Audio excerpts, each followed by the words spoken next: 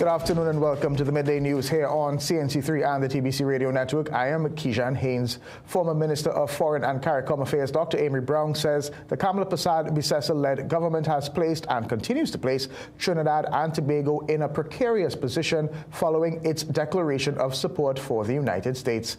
In a statement issued on Saturday, the Ministry of Foreign and CARICOM Affairs expressed support for continued actions by the U.S. aimed at preventing oppressive regimes from acquiring nuclear weapons capabilities that could jeopardize international peace and security. That statement was later retracted. A revised statement removed reference to allies and included an expression of sympathy for the loss of life. Now, Dr. Brown said today that he described the initial statement as reckless. You don't even have to reach to international law to identify concerns that at least should bring pause and due deliberation before rushing in some sort of desperate desire to please others and put out public information, the voice of a government, in such a reckless and irresponsible manner. Dr. Brown adds that these actions do not benefit the country in any way, but it jeopardizes our international diplomacy. It's not necessarily connected to the best interest of your citizens to whom you have the responsibility. So whether or not the political power changes in the United States of America, Trinidad and Tobago having sown itself under Kamala Persad-Bissessar so completely to the policy prescription of a foreign president does not augur well for the future of this country. It removes our sovereign voice. Prime Minister Kamala Persad-Bissessar is expected to have talks with U.S. President Donald Trump on March 7th. That's next Saturday.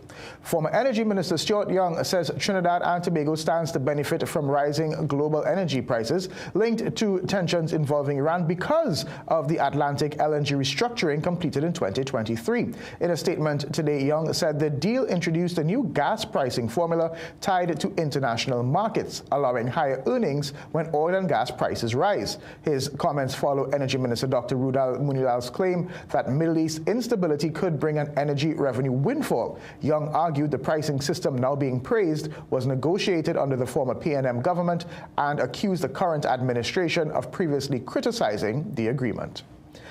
Following reports that the state's file on firearms dealer Brent Thomas has gone missing, former Police Commissioner Gary Griffith has endorsed calls for a commission of inquiry into the matter. Thomas was arrested at his hotel room in Barbados in October 2022 for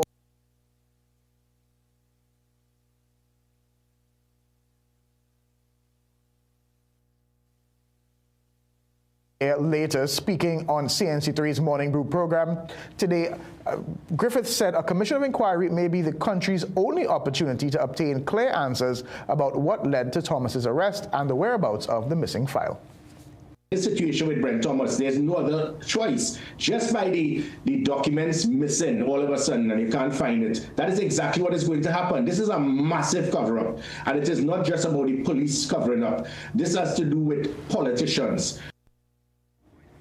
Now, Griffith said he felt the incident with Brent Thomas highlighted a major breach of oversight in local law enforcement and stressed that the matter should be assessed by an independent party to ensure accountability by those involved.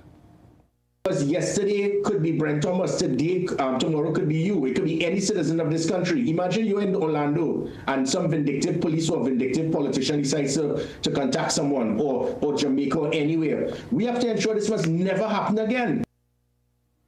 Griffith also pressed that everyone involved, from the officers who arrested Thomas to the then Minister of National Security who approved their action, had serious questions to answer. Chief Secretary Farley Augustine says the THA will not be proposing any provision for a secession as part of its draft autonomy legislation, but he says the final decision will rest with the people of Tobago. Augustine was speaking during an online media briefing yesterday following his trip to St. Kitts and Nevis for the CARICOM Heads of Government meeting. Augustine says there's a stark contrast in the failed autonomy bills under the PNM and the Nevis model. So that right to self-determination is embedded in the Constitution, in the laws of St. Kitts and Nevis. Of course, that is something that we're looking at here to see whether or not that's something the people of Tobago want, and that's something we have to remember. I am not just coming up with these laws and saying this is what I want. We are going to the people of Tobago, and it's based on what they want. That is what will factor or make its way into the proposed legislation. Augustine says if the right to secede makes its way into the draft legislation, there will be a high benchmark for it to succeed and not just a simple majority. All right, and some news now coming in. Homeland Security Minister Roger Alexander is urging migrants not to panic as hundreds, including children, lined up under tents outside the Atto Bolden Stadium at this time to be registered. More than 29,000 people have registered so far, including 17,000 children, highlighting the scale of the exercise. The minister said he will consult with the Prime Minister to discuss whether online registration can be reopened to ease the pressure at the venue. He maintained that the process is intended to bring order and protection, not to victimize migrants, and noted that with thousands of children involved, any long-term approach must prioritize young people and possibly involve schools. We're going to have more on that story later on. We take a break now. We'll be right back. Things don't always go as expected. Be ready with Trinry for auto, home, business and group life. Call us at 800-TRIN or visit trinry.com today. Huge insurance premium. Pay your premiums bit by bit with FlexiPay from Trinry.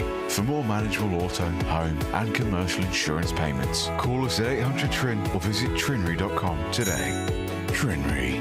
Premier insurance coverage for less. Gaming Express Limited is a premium importer and retailer of the highest quality brand name electronics. We stock the widest range of PlayStation, Nintendo Switch, Samsung and Apple devices and accessories. Visit us at Shop 52, Level 2 Gulf City Mall in San Fernando, or contact us by phone or WhatsApp message at 687-7480 or 301-9797 or 798-1280. Like our Facebook and Instagram pages for updates on products and services. We are your one-stop, most convenient, most helpful, most caring community pharmacy. Our pharmaceutical services include dispensing medicines, repeat dispensing, clinical governance, but we also have a fully stocked convenience store featuring our refreshment aisle, grocery lane, personal care products, toys, pet supplies. We are most conveniently located out of the traffic, just 2 minutes off the highway in Heartland Plaza, in Deba Chagonas. Contact us on 220-8705 or 470-5938 and visit us soon.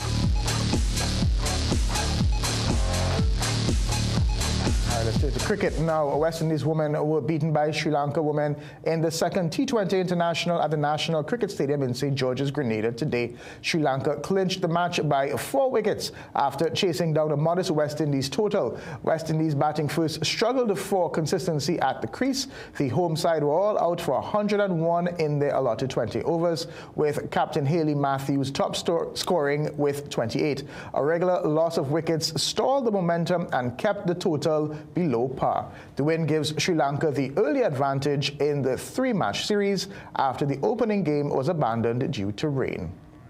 And 14-year-old Eden Chiwa impressed over the weekend during the Carifta trials at the Hasely Crawford Stadium. The Memphis athlete took charge in the girls under-17 200 and 400 meters as she qualified in both events, shattering the N3A's qualifying standard in both distances. On Saturday, Chiwa ran. Here is Chiwa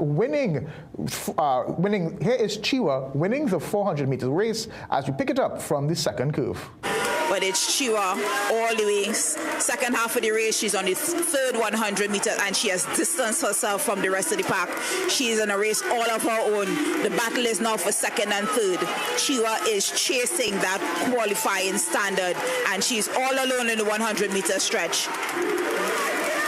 That qualifying standard is 56.27, and she is going to get under that quite easily here. Eden Chiwa comes across the line, 54.88. She wins it, second place. And check out more on the Crifter trials in tonight's Sportcast. We take another break. Be right back. From the producers of Ridiculous 6.5 and 7-Year Itch comes a brand new ridiculously funny comedy. Two Fat Fellas. Friday 6th, Saturday 7th, and Sunday 8th of March. Queen's Hall. 3 nights only. Two Fat Fellas stars Cecilia, Penny, Kevon, Zachary, Raisha, and Rody. Tickets available at Dorman Shoe Store along Circular Mall, K-Square Stores, Eastgate Mall, Brentwood Plaza, Beachology, Mokarapo Road. Queen's Hall box office opens on the 23rd of February. And IslandEtickets.com. For more info on 683-4843. Two Fat Fellas. Queen's Hall. 3 nights only. Two Fat Fellas. Struggling with blood sugar swings, high blood pressure, or stiff joints? Take control with Aja Nutrition's powerful wellness trio. Berberine Plus supports healthy blood sugar. Blood pressure support helps keep your pressure in check. And Joint Aid keeps your joints moving so you can stay active every day. Don't wait. Choose Aja Nutrition for trusted, effective solutions. Available at Pennywise and leading pharmacies nationwide. Feel better, move better, live better with Aja Nutrition. ये हमारा पुश्तैनी घर है दादाजी मतलब हमारे ससुर ने बनाया वीर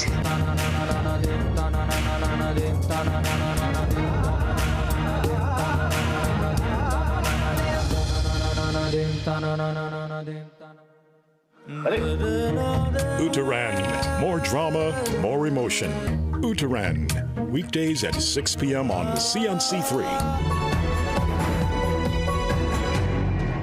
The U.S. and Israel's war with Iran has entered day 3. Today, Israel has vowed more strikes on Lebanon as Jerusalem trades blows with Hezbollah. The terror group said it attacked at an Israeli base in response to the killing of Iran's supreme leader. The waves of violence have disrupted travel, shaken metropolitan areas, and resulted in the deaths of civilians and U.S. members. Here's more from CNN.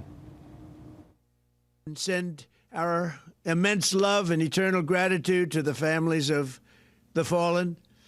And sadly, there will likely be more. Before it ends, that's the way it is. President Donald Trump acknowledging the realities. More military men and women could be killed as Operation Epic Fury continues. The U.S. and Israel launched a massive and coordinated military attack designed to eliminate the Iranian regime and its nuclear program. Where does this go? In many ways, it's not up to the president, nor is it up to Netanyahu. It's up to the Iranians. U.S. military experts weighing in on what may lie ahead in the U.S.-Israeli war with Iran. Look, this fight is going to go on until they capitulate and return to the negotiating table under different terms. In addition to those killed in Iran and Israel since the start of the war, there have been deaths and damage in locations across the Middle East as Iran launches strikes against almost all of its neighbors, many U.S. allied Gulf countries. With Iran's supreme leader, defense minister, and other key leaders dead, the regime on Sunday formed a provisional leadership council and has indicated a new supreme leader could soon be chosen. This is a regime which its existence is at stake.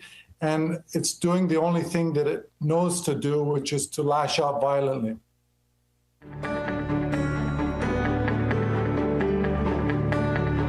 Let's check in with Sharmak and the weather. Air quality is finally back to a good level as the previous Saharan dust plume has moved away. However, another is expected tomorrow. Air quality will return to moderate but show signs of improvement by Wednesday as the dust decreases.